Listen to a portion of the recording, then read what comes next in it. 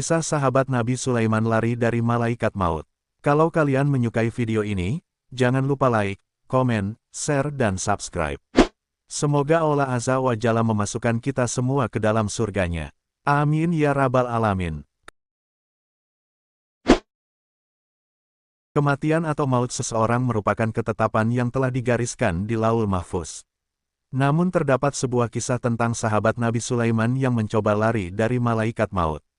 Lantas, seperti apa nasib sahabat Nabi Sulaiman itu setelah lari menghindari maut?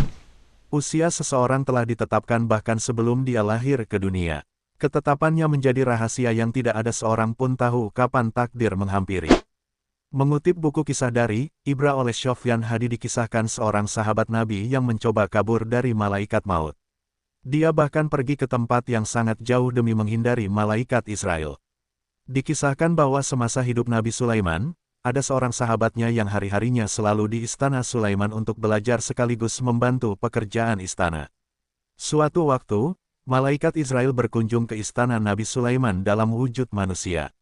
Dalam pertemuan tersebut, sahabat Sulaiman melihat seseorang yang dinilai aneh dan asing di istana. Seseorang yang dimaksud tak lain adalah malaikat Israel. Dia selalu memandangi sahabat Nabi Sulaiman itu dengan pandangan yang mengerikan.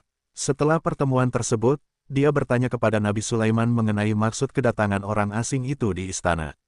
Nabi Sulaiman menjawab bahwa orang itu ialah malaikat maut yang datang bertamu kepadanya. Mengetahui hal tersebut, perasaan takut dan resah semakin menghantui, terlebih mengingat cara malaikat maut memandangnya.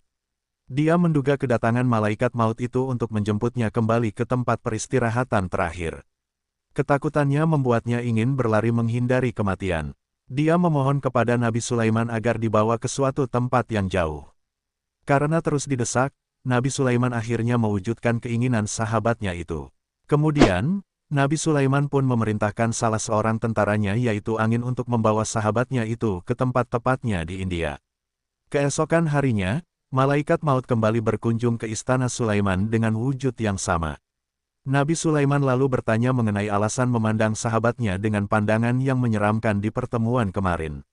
Malaikat maut menjawab, "Kemarin aku resah karena aku diperintahkan untuk mencabut nyawanya di India, namun dia masih berada di sini. Namun, pada jam dan saat yang telah ditentukan nyawanya dicabut, tiba-tiba saya telah menemukannya di India. Alhamdulillah, dia sudah meninggal dunia tepat pada waktu dan tempatnya," tutup malaikat maut. Mendengar cerita malaikat, Nabi Sulaiman hanya bisa mengucapkan, "Innalillahi wa inna ilaihi rajiun." Allah telah memperingatkan manusia tentang kematian dalam sejumlah ayat Al-Quran. Kematian telah menjadi ketetapannya yang tak dapat diubah atau ditunda. Seperti pada surat Al-Jumu'ah ayat 8 menerangkan firman Allah terkait kematian. "Katakanlah, sesungguhnya kematian yang kamu lari daripadanya, maka sesungguhnya kematian itu akan menemui kamu. Kemudian kamu akan dikembalikan kepada Allah, yang mengetahui yang gaib dan yang nyata, lalu Dia beritakan kepadamu apa yang telah kamu kerjakan." Sementara itu, surat An-Nisa ayat 78 juga kembali menjelaskan perkara yang sama.